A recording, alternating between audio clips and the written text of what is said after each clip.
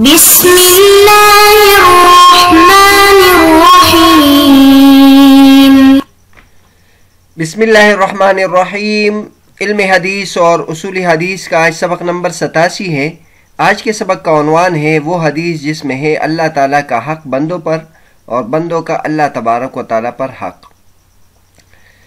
اس سبق میں ہم اس حدیث کی تشریح کریں گے جس میں یہ آیا ہے کہ اللہ تبارک و تعالیٰ کا بندوں پر کیا حق ہے اور بندوں کا اللہ تبارک و تعالیٰ پر کیا حق ہے۔ ایمانیات سے متعلق احادیث کا سلسلہ چل رہا تھا۔ پچھلے سبق میں ہم نے اس حدیث کی تشریح کی تھی جس میں یہ آیا تھا کہ جس کے ایمان میں شک نہ ہو وہ جنت میں جائے گا۔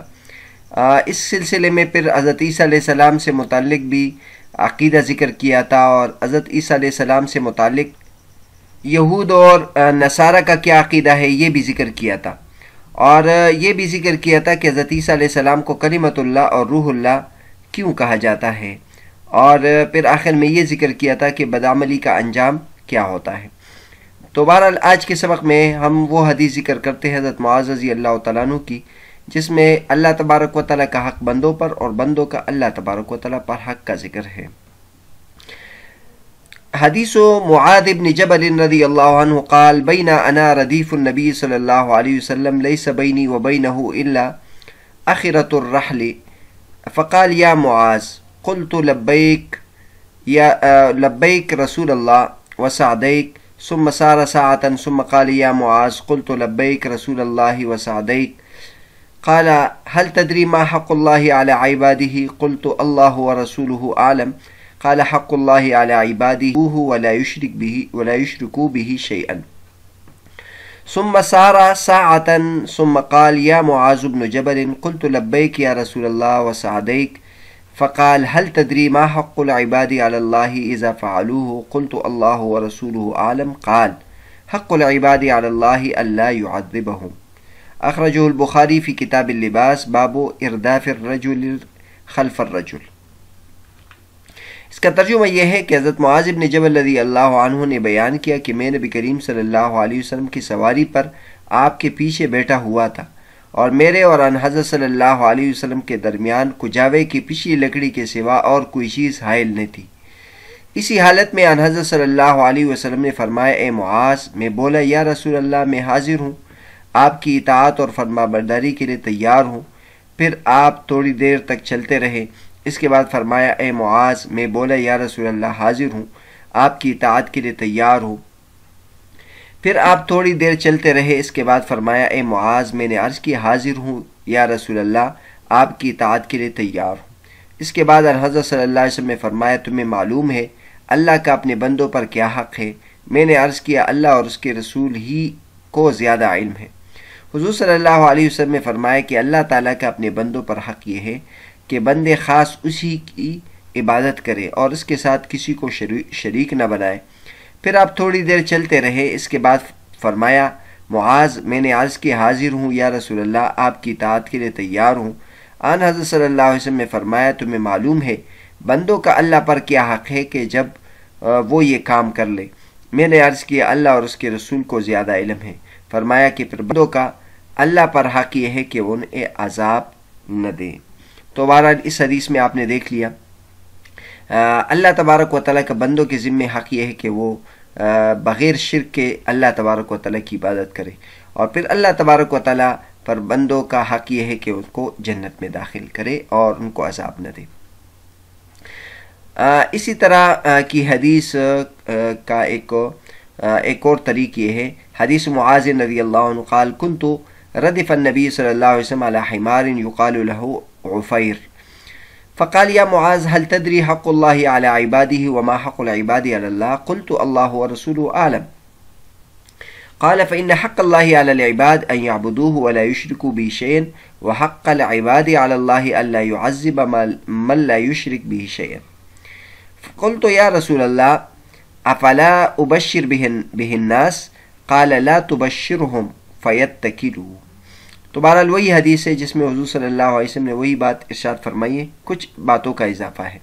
حضرت معاذ رضی اللہ تعالیٰ عنہ نے بیان کیا کہ نبی کریم صلی اللہ علیہ وسلم جس گدھے پر سوار تھے میں اس پر آپ صلی اللہ علیہ وسلم کے پیچھے بیٹھا ہوا تھا، اس گدھے کا نام عفیر تھا۔ آپ صلی اللہ علیہ وسلم نے فرمایا اے معاذ کیا تمہیں معلوم ہے کہ اللہ تعالیٰ کا حق اپنے بندوں پر کیا ہے اور بندوں کا حق اللہ تعالیٰ پر کیا ہے؟ میں نے عرض کیا اللہ اور اس کے رسول ہی زیادہ جانتے ہیں۔ آپ نے فرمایا اللہ کا حق اپنے بندوں پر یہ ہے کہ اس کی عبادت کرے اور اس کے ساتھ کسی کو شریک نہ ٹھہرائے، اور بندوں کا حق اللہ تعالیٰ پر یہ ہے کہ جو بندہ اللہ کے ساتھ کسی کو شریک نہ ٹھہراتا ہو اللہ اس سے عذاب نہ دے۔ میں نے کہا یا رسول اللہ کیا میں اس کی لوگوں کو بشارت دے دوں؟ آن حضرت صلی اللہ علیہ وسلم نے فرمایا لوگوں کو اس کی بشارت نہ دو ورنہ وہ خالی اعتماد کر بیٹھیں گے اور نیک اعمال سے غافل ہو جائیں گے۔ ایک اور طریق میں الفاظ یہ ہے، حدیث انس بن مالک ان النبی صلی اللہ علیہ وسلم ومعاذ ردیفہ علی الرحل قال یا معاذ ابن جبل قال لبیک یا رسول اللہ وسعدیک قال یا معاذ قال لبیک یا رسول اللہ وسعدیک ثلاثا قال ما من احد يشهد ان لا اله الا الله وان محمد رسول الله صدقا من قلبه الا حرمه الله على النار قال يا رسول الله افعل اخبر بها الناس فيستبشروا قال اذا يتكلوا واخبر بها معاذ عند موته تأسما۔ تو بہرحال وہی الفاظ وہی مضمون ہے، کچھ فرق ہے، وہ یہ ہے کہ آخر میں جب حضرت معاذ رضی اللہ تعالیٰ عنہ نے نبی کریم صلی اللہ علیہ وسلم سے پوچھا کہ کیا میں اس حدیث کا لوگوں کو بتا دوں تاکہ وہ بھی خوش ہو جائے، تو حضور صلی اللہ علیہ وسلم نے فرمایا کہ لوگوں کو یہ نہ بتاؤ کیونکہ اس سے وہ پھر عمل سے غافل ہو جائیں گے۔ لیکن حضرت معاذ رضی اللہ عنہ نے یہ بات اپنے موت کے وقت اس وجہ سے بتائی تاکہ وہ گناہگار نہ ہو، اس کا مواخذہ نہ ہو۔ آگے اس حدیث کی تشریح ہم کرتے ہیں، اس میں اہم نکات، ایک تو اللہ کا حق بندے پر اور بندے کا حق اللہ پر۔ اس موقع پر حضرت معاذ بن جبل ایک گدھے پر نبی کریم صلی اللہ علیہ وسلم کے ردیف تھے کہ جسے عفیر کہا جاتا تھا، جیسے کہ دوسری روایت سے واضح ہے جو ساتھ ہی آگے حدیث نمبر 15 میں آ رہی ہے۔ حضرت معاذ رضی اللہ عنہ فرماتے ہیں لیس بینی و بینہ الا آخرۃ الرحل، میرے اور آپ کے درمیان کجاوے کی لکڑی کے علاوہ اور کچھ نہیں تھا۔ مولانا شبیر احمد عثمانی رحمۃ اللہ علیہ فرماتے ہیں کہ ان لفظوں سے حضرت معاذ رضی اللہ تعالیٰ عنہ یہ اظہار کرنا چاہتے ہیں کہ میں بہت قریب تھا، لہٰذا میں نے بات کو پوری طرح سنا ہے، یہ نہ خیال کیا جائے کہ شاید میں نے پوری طرح بات نہ سنی ہو۔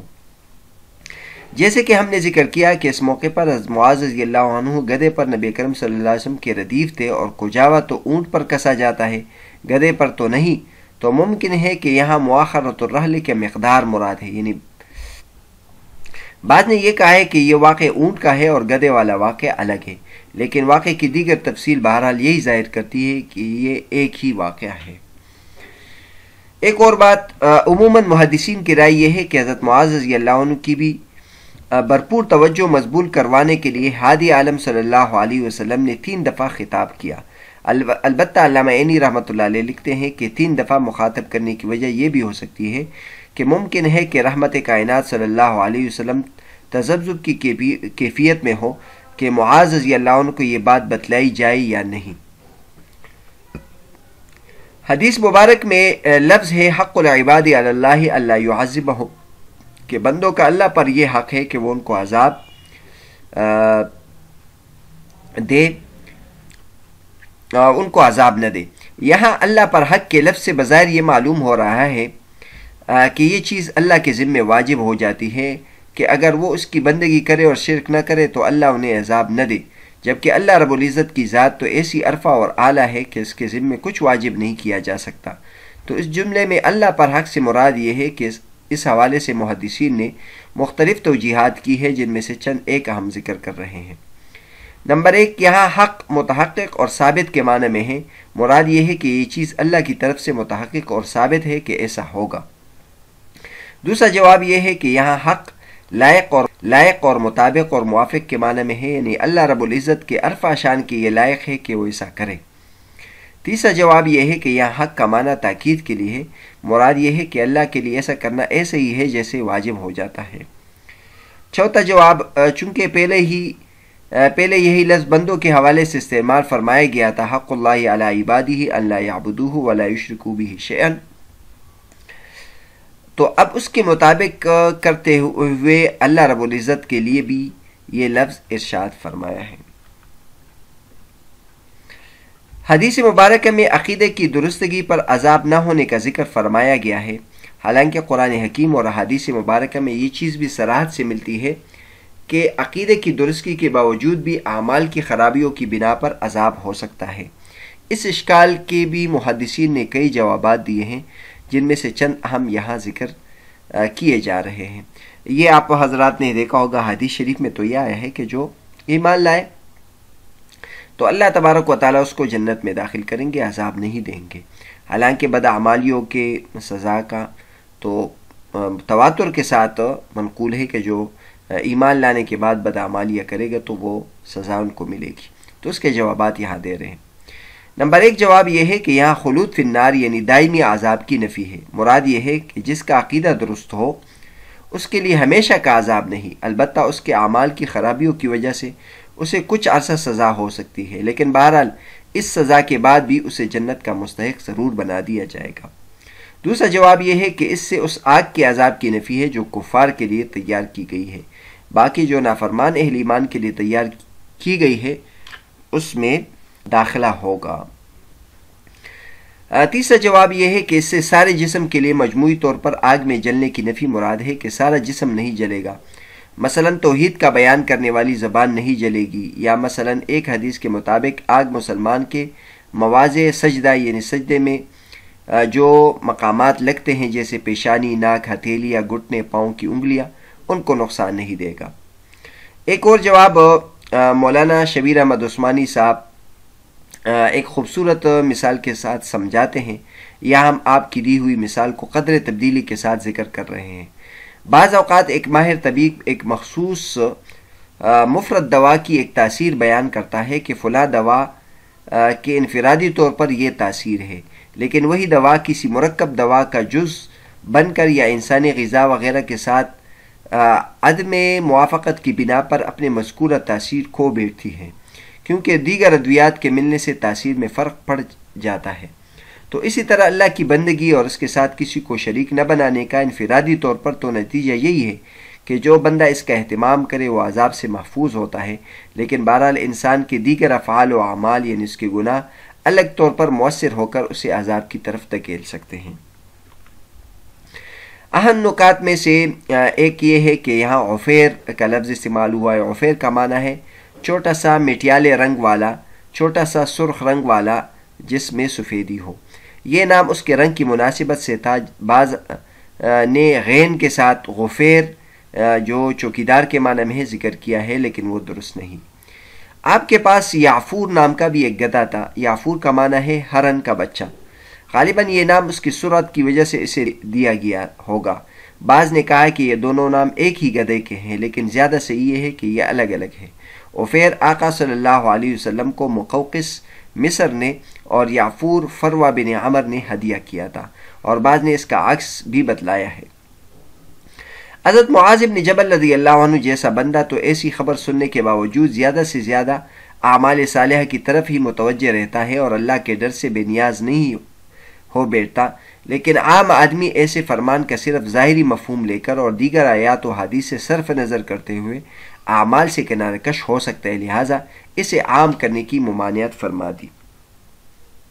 سوال پیدا ہوتا ہے کہ جب نبی اکرم صلی اللہ علیہ وسلم نے حضرت معاذ بن جبل کو منع فرمایا تھا کہ یہ بات لوگوں کو نہ بتلاؤ، تو حضرت معاذ بن جبل نے پھر کیوں اسے روایت کر دیا؟ اس کے جواب میں ہم عرض کریں گے کہ دوسری روایت سے واضح ہوتا ہے کہ حضرت معاذ بن جبل نے زندگی بھر یہ بات کسی کو نہیں بتلائی، اپنے موت کے قریب بتلائی۔ موت کے قریب بتلا دینے کی وجہ یہ تھی کہ کتمان حق پر جو شدید وعید آئی ہے، حضرت معاذ رضی اللہ عنہ کو خدشہ ہوا کہ کہیں میں اس وعید کا مستحق نہ بن جاؤں۔ لیکن سوال کسی حد تک پھر بھی برقرار رہتا ہے کہ کتمان حق پر وعید تو وہاں ہو سکتی ہے جہاں نشر و اشاعت مناسب ہو، لیکن اس کے باوجود بات کو چھپا لیا جائے، اور یہاں تو خود نبی اکرم صلی اللہ علیہ وسلم نے اشاعت سے منع فرمایا تھا، تو یہاں وہ وعید لاحق نہیں ہوتی تھی۔ اس کے جواب میں پھر محدثین نے مزید یہ کہا ہے کہ نبی اکرم صلی اللہ علیہ وسلم نے جو اشاعت سے منع کیا تھا وہ بطور تحریم نہیں تھا، صرف خلاف مصلحت ہونے کی وجہ سے فرمایا تھا، یا یہ کہا جا سکتا ہے کہ اشاعت عام کی ممانعت تھی، خواص کو بتلانے کی ممانعت نہیں تھی۔ خود نبی اکرم صلی اللہ علیہ وسلم نے بھی حضرت معاذ رضی اللہ عنہ کو بتلایا تھا۔ عام افراد کی اس حدیث کے ظاہر سے دھوکے میں پڑنے کا خدشہ تھا، خواص سے ایسا خدشہ نہیں تھا، لہٰذا نبی اکرم صلی اللہ علیہ وسلم نے بھی اسے عام نہیں کیا، لیکن حضرت معاذ رضی اللہ تعالیٰ عنہ کو بتلایا، اور حضرت معاذ رضی اللہ عنہ نے بھی یہی طرز اختیار کیا کہ عوام کو اس حدیث سے آشنا نہیں کیا لیکن خواص کو بتلا دی۔ اس حدیث میں ایک ٹکڑا یہ بھی آیا تھا کہ صدقا من قلبہ، سچے دل سے۔ اس سے مراد یہ ہے کہ ایک طرف زبان سے شہادتین کے لفظ بھی جاری ہو اور دوسری طرف دل سے شہادتین کی تصدیق بھی ہو، یعنی اقرار باللسان اور تصدیق بالقلب دونوں ہو۔ منافقت کے ساتھ صرف زبان سے شہادتین کا اقرار ہو اور دل سے اس کی تصدیق نہ ہو تو اسے اقرار کو کوئی فائدہ نہیں۔ تو بہرحال آج کی جو ہماری حدیثی اس میں بنیادی طور پر اس بات کا ذکر تھا کہ اللہ تعالیٰ کا حق بندے پر کیا ہے اور بندے کا اللہ تبارک و تعالیٰ کے اوپر حق کیا ہے۔ اس میں ہم نے حدیث ذکر کیے اور اللہ تعالیٰ پر حق سے مراد ہم نے ذکر کیا۔ اس کے بعد ایک اشکال کا جواب دیا تھا کہ ایمان کے باوجود عذاب کیوں ہوتا ہے، اور پھر آخر میں یہ بھی ذکر کیا کہ حدیث کو عام کرنے سے حضور صلی اللہ علیہ وسلم نے کیوں منع فرمایا، اور پھر آخر میں یہ بھی ذکر کیا کہ صرف زبان سے شہادتین ادا کرنے کا حکم کیا ہے۔ اگلے سبق میں ہم اس حدیث کا ذکر کریں گے جس میں ایمان کے شعبوں اور شاخوں کا تذکرہ ہے۔